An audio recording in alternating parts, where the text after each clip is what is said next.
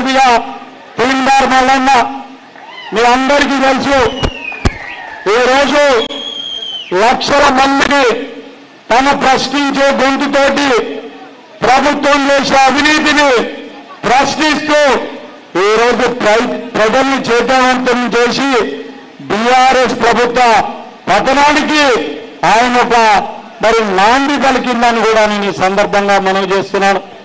గతంలో ఆయన ఇండిపెండెంట్ గా పోటీ చేస్తే కూడా బ్రహ్మాండంగా 1,00,000కు పైన ఓట్లు తెచ్చుకున్న చరిత్ర ఆయనకున్నది. అలాంటి నాయకులు, అలాంటి ప్రశ్నించే గొంతులు సమాజానికి అవసరం, మనకు అవసరం.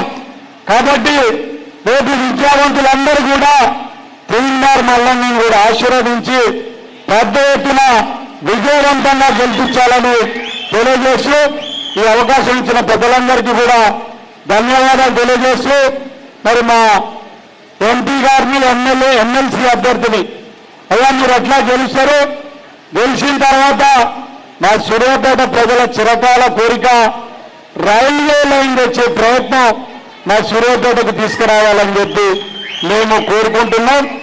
ఇక్కడ మేము మొన్న ఎమ్మెల్యేగా కొద్ది ఓట్లతో ఓడిపోయింది కాబట్టి మరి రఘువీరారెడ్డి గారి నిధులు ఎక్కువ భాగం మాకు పెట్టాలని చెప్పి కూడా కోరుకుంటూ తీన్మార్ మల్లన్న సహకారం కూడా మా సూర్యాపేటకు ఉండాలని తెలియజేస్తూ ఈ అవకాశం ఇచ్చిన పెద్దలందరికీ ధన్యవాదాలు తెలియజేస్తున్నా. జై కాంగ్రెస్.